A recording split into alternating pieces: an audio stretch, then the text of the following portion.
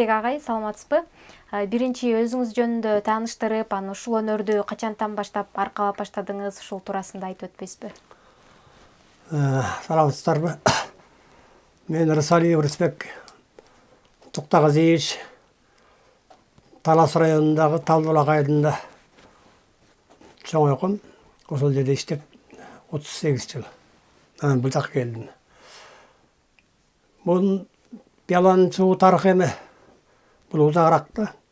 Мисалы, анда 1986 жыл болчу. Ар бир кыргыз үйүнө конок кирет эмеспи? Анан кийин коноктор кеткенден кийин эшикке узатып чыгып, кайра келсем, 3 жаштагы кызым апасы менен эме кылып аттыр. Идиш-ак жыйнап аттыр столдун үстүнө. Анан баланы эме 3 жаштагы билбейт да. Ал пиалаларды чапкылап аттыр кашык менен. Анан мындай акырын угуп турсам, ар бир пиаладан ар кандай үн чыгып аткандай болду да. Аны өзүм чөнүп коймой. Булардан деле мындай үн чыгарса болчу экен депчи. Антип ментип тиги жыйнашканча ошо тизип көрүп, жарым октавадай, то есть 5 нотаны таап алдым да, жөн эле мындай насылуу эле.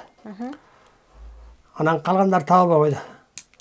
Анан кийин калган каткан кошуна колоң жөрө жолдош кайын журт дегендей ошолорго барууга туура келди. Анын ортосунда бир жумадай өтүп кетти көрүнөт. Анан кайын энем Бейшоғур айтты, үйдө пиала көп. Болгондо көпчүлүк эле Кытайдын пиаласы, сөөктөрү жука деп. Анан барсам бир комнатага толтура кылып пиаланы коюп коюштур. Анан чын эле Кытайдын пиалалары негеде сөөгү таза болот экен да. Анан ошол жерден эле таап алдым. Карап отуруп, карап эч кандай суу куйбай эле таптакыр, таптаса өзүнүн үнүнөн чыккан. Ошо менен 21 пиала таптым. Бул жерде музыкада эме деп коет, баягы негизги үн деп коет. Жанагы пианинодагы же аккордеондогу ак баскычтарды алар негизги үн да.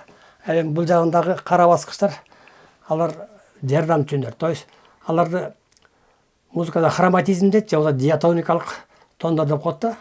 Ошо диатоника менен кошкондо 21 болду да. Анан кийин баягы эми слух бар да, биз өзүм кесиби музыкант болгондон кийин сыр эле бир топ оонду ойноп көрдүм да. Анан жакшынакай чыкты. Ошо бойдон ошол эле жылы го дейм. Ошол эле жылы Ош областы менен Талас областынын ортосундагы 9 кайрык деген конкурс болуп калды. 2 областтын. Анан таластыктар даярданып аттыр. Анан мени чакыртып жибериптир. Келип, сиз ушу пиала менен мындай оркестрге кошула аласыз деди. Анан мен айттым, мурда кийин оркестрге кошулуп көргөн эмесмин пиала менен. Пиала деле жаңы чыкты. Анан аракет кылайын дедим. Анан тиги нотасын беришти. Бир сыра кайтарадым, болот экен дедим да. Ошо менен 1-2 кайтарадык, 3 кайтарадык. Анан эле келип кетти тиги оркестр менен кошконго. Ошо менен чокул эле 1-2 күн даярданып, анан кийин анда Фрунзеле бул жер. Жакка келдик.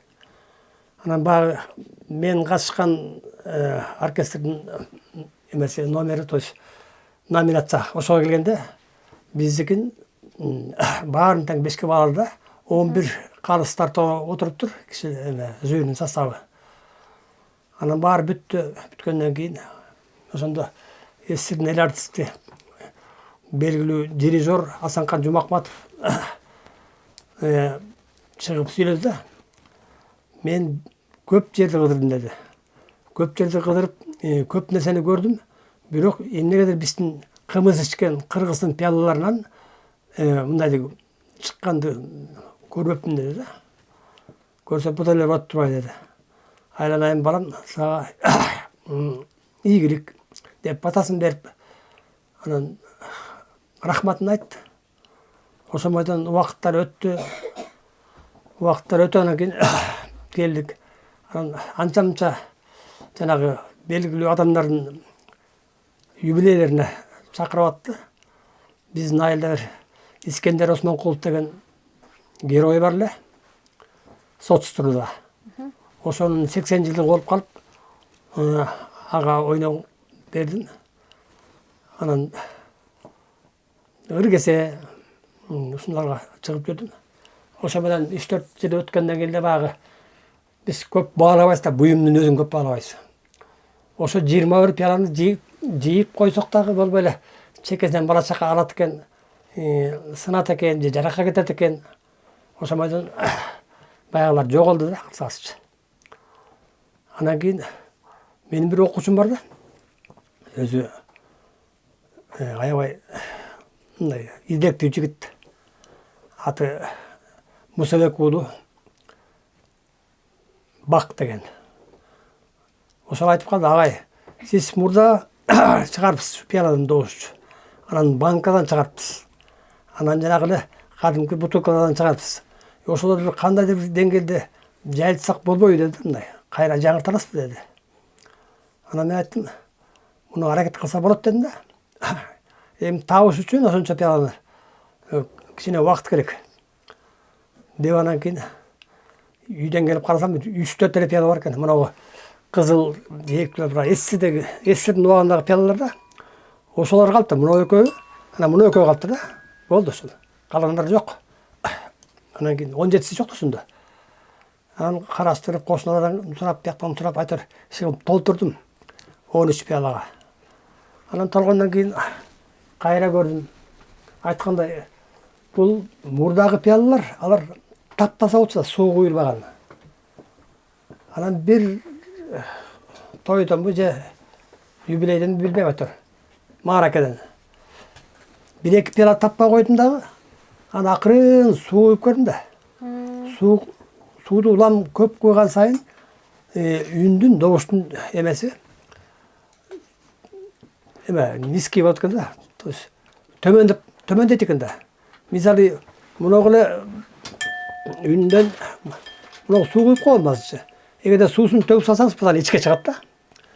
Ошентип толгоп көрдүм да. Суу куюп отуруп, анан кийин баягы кийинки тапкан пиалалардын баарын тең биретке келтирдим да. Эч кандай камертон кармаган жокмун, инструмент кармаган жокмун. Жөн на слух. Анан келтирип алдым. Демек, суу куйса төмөндөйт экен да. А суу куйбагандар ичке бойлангат да, то есть жогорулап кетет. Ошентип суу менен толгон баарын тең. Мындан байкап отурасыздар да. Мына жерден эмне үчүн мына пиала эмес, мисалчы. Эми ушул пиаланы таппай убар болдум да. Мунун ордуна эле пиала тапса болмок негизичи.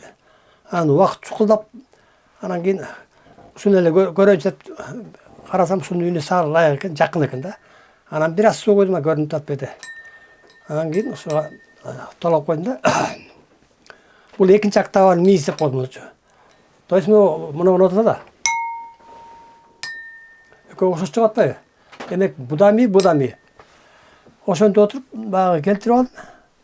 Андан тышкары ошол жана Мусабек деген окуучума чоң рахмат.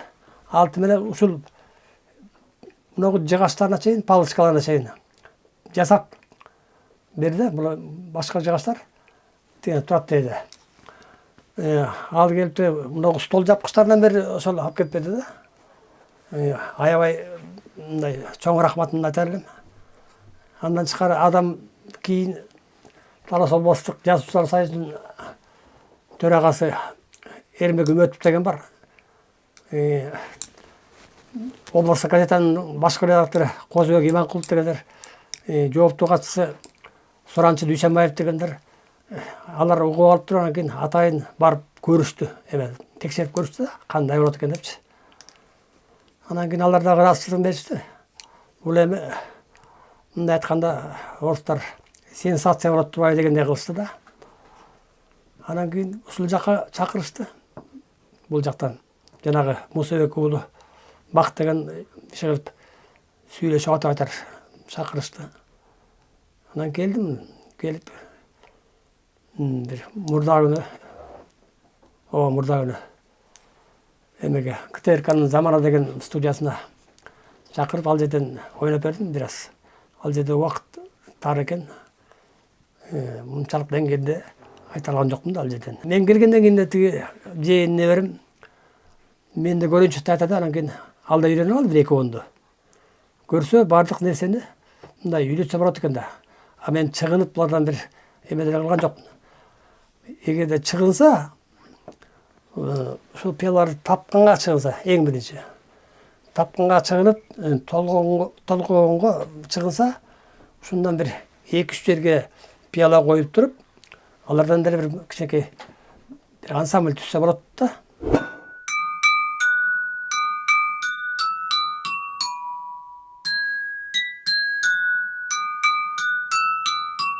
Ошо улуттук музыкага басым жасадым. Ал эми банкадан болсо, адам бир 15 музыка чыгарды. Бирок банканыкы эмнегедир үнү мутный чыгып да, сал жетишпегендей. А пиалалыкы ачык да аябай. Чыны анан кийин бөтөлкө менен ойнойт. Бөтөлкө менен. Эми бөтөлкө менен деле жанагы соңу эстердин убагында эме болчу да. Шампандыкы бар биз алды. Ошо шампандыкынан булан баягы көлөмдөр астарын дайындап, алар деле баягы суу менен толгон да. Баардык эмелер жарай бербейт, мисалчы. Баардык пиалалар жарабайт. Мисалы бир 10 пиаладан чыкса, 1 пиала чыгышы ыктымал. Болбосо чыкпай да калышы ыктымал. Мүмкүн 20дан чыгып калышы ыктымал. Бирөө же экөө чыгып калышы ыктымал. Анан кийин болбосо пиалалардын баарын эле эметесең болбойт. Пустой кезинде эчтеке куюлуп элек деле пиалалардын өзүн чапкылап коюп, эчтеке куюлбаган элерди. Ошолордун үндөрүн угуш керек да. Ошондо кайсыл пиаланыкы эме ачык чыгат, аны бөлүп коюш керек. Бөлүп коюшат дагы. Анан бул жерден музыканттар көбүрөөк түшүрөт. Үн жөнүндө түшүрөт да, түшүктөр бар да. Анан алар жанагы суу куюп туруп, хотя бы бир октава таап алса, бир октава жөнөкөй эле тиги хроматизмди кошпой эле жанагы ак баскычтар деп коелучу. Ошону таап алса, эми ак баскычтардын өзүнөн келген деле оондар бар да. Жөнөкөй болсо дагы. Анан улам татаалашкан сайын жанагы кара баскычтар, то есть диатоника керек болот. Аларды коюп, анан мисалы тетелеп турган пиала ал мага керек болот да кай бирде. Аны кереги учурунда коюп коем. А кереги учур болбосо аны койбойм да. Мектепте да сабак берет экенсиз, музыка сабагынан, окуучуларыңызга да ушул өнөрдү үйрөтөсүзбү? Үйрөтүп атасызбы же? Бул мындай. Мен муну атайын деле эметкен жокмун, бирок өзүм 4 балам бар. Улуубуз азыр 43-тө, кичибиз 34-тө. Ошолор баягы ары бери ойногондо келип көрүп калчу да. Анан улуу балам менен эме телевизорго чейин чыкты ал. Илгери мында. Ал 80-жылкы, бул жер менен 87-88 жылдары Таласта Бешташ деген бир жайлоодон барып ойноп, анан телевизордон чыккан жанында бир классташ эменчи. Экөө ага таап бердим, эки пиала да. Алар экөө катар туруп ойношду, бир эле музыканы. Ошондо аябай жакшы чыккан да. Мунун эле эң оордугу жана табышы эле кыйын болуп атпайбы? Тапканың кыйын да. Толгогонду эптеп толгосо болот.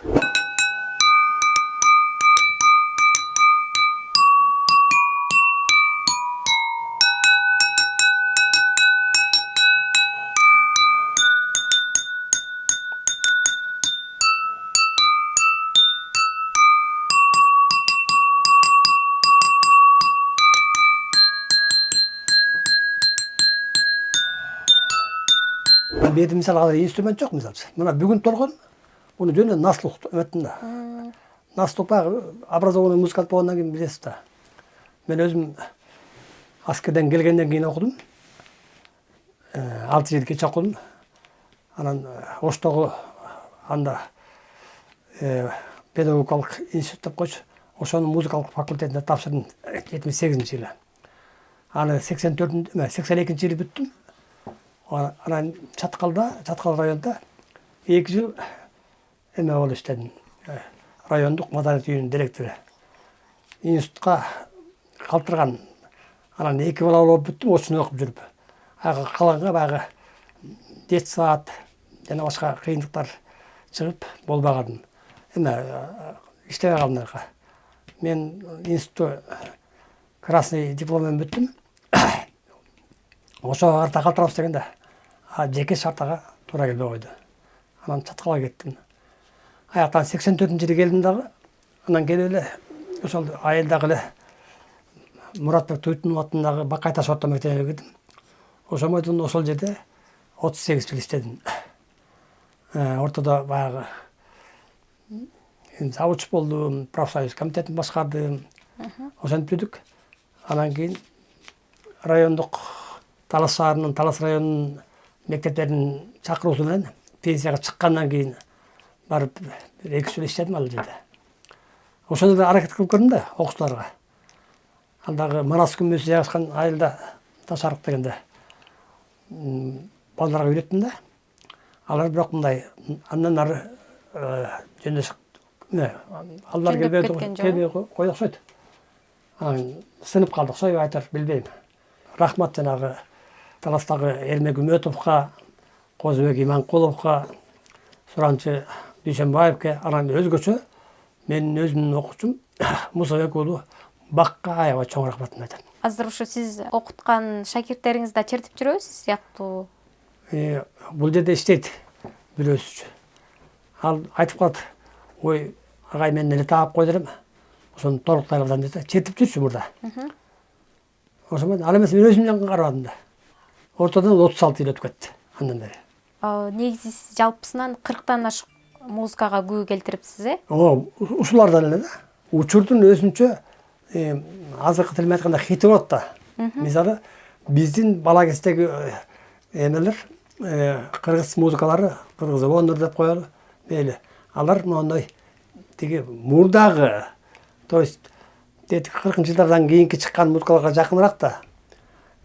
Мындай оор басырыктуу, мындай айтканда минордук үн катарында ойнойт да. Азыркылар эмне? Мисалы, бул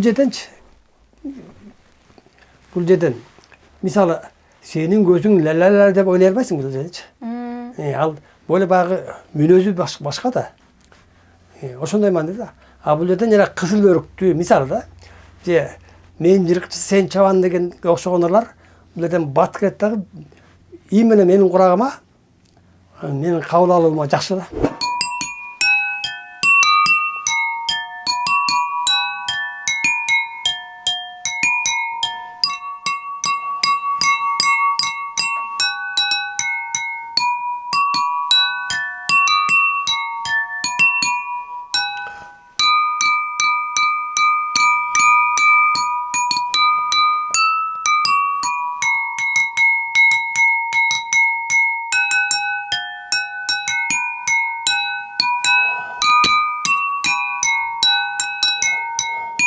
Андан эзе Талас областынын гимни болуп эсептелип калган Шекербек Шеркуловдун Таласым деген музыкасын ойлоп берейин.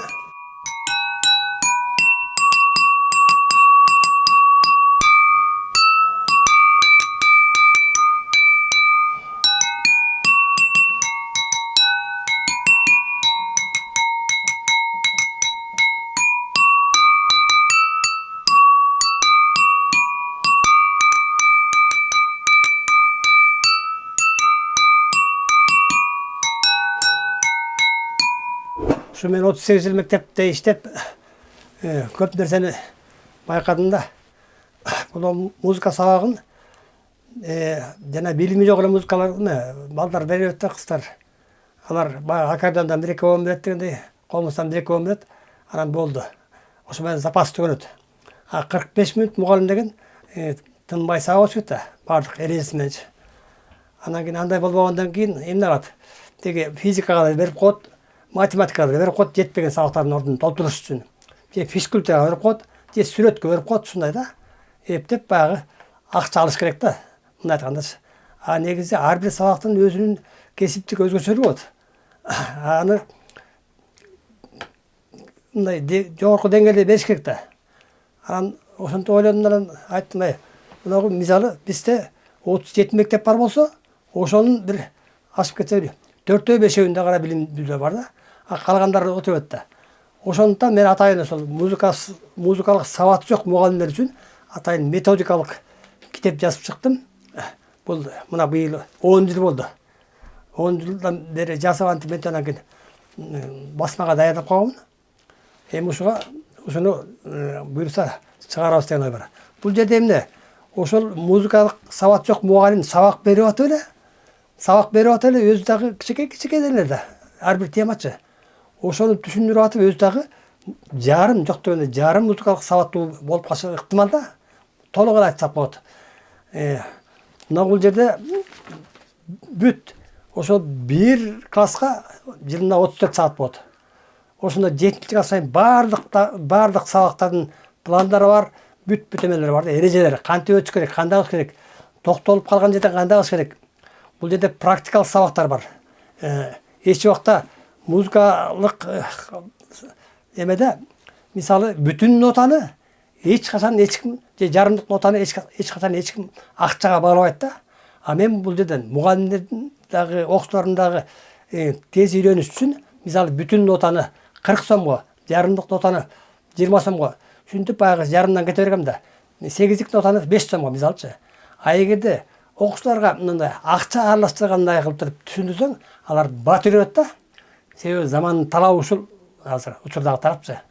Андан башка дагы көп эмелер бар. Ар бир практикалык сабактарда ошол тиешелүү класстын окуучулары өздөрү нотаны жасап келишет, карточка мененчи. Ошондой маанидә өтсө болот да. Агай аны ушул ыр дагы жазат турбайсызбы? Аны ошо ырыңыздан дагы окуп кетпейсизби? Мен көкүрөк күчүгүм бар да, азыр 34-тө. Ошого жазган бир ырымды окуп коеюн, көкүрөк күчүгүмө. Анан менен мезгил деген кызык тура абыдан, койнубузда бала жаткан күндү эстейм сагынам.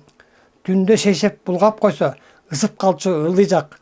3 адамдын деминен го кайра шешеп купкургак. Сүйдүрүндүн тамчысындай сен мен үчүн тазасың. Эми минтип ондон ашып өзүң эле жатасың. Апаңа да мага дагы ала тоодой жүрөксүң. 2 күн жат, ооздор бекем, бизге дале бөбөксүң. Рахмат агай, маек бергениңизге, ишиңизге ийгилик. Анан ушул маектин соңунда өзүңүздүн сөзүңүздү айтып өтпөйсүзбү? Мен маектин соңунда эмне деп айтмакчымын? Мынакей эң эле биринчи айтарым, жакында эле 23 февраль өттү. Алдыбызда дүйнөлүк деңгээлдеги майрам, энелердин майрамы турат 8 март. Ошол майрамдар куттуу болсун. Андан тышкары баягы балыкчы балыкчыны алсам тааныйт деп коет Кыргызда. Ансандай өзгөчө кесиптештерим. Баягы өзүң билбей калсаң билгенден сураш керек да. Өзүң билип туруп бирөөгө үйрөтпөй койсоң бул дагы жакшы болбогат. Ошондуктан баардыгыңыздарга, жалпы эле музыканттарга ишиңиздерге ийгилик, бала чаканын убайын көрүңүздөр, ар дайым майрамдын үстүндө жүрүңүздөр. Кыргыз эли мындан ары өнүгө өсө берсин, бөөдө кырсык болбосун, жакшырып болсун.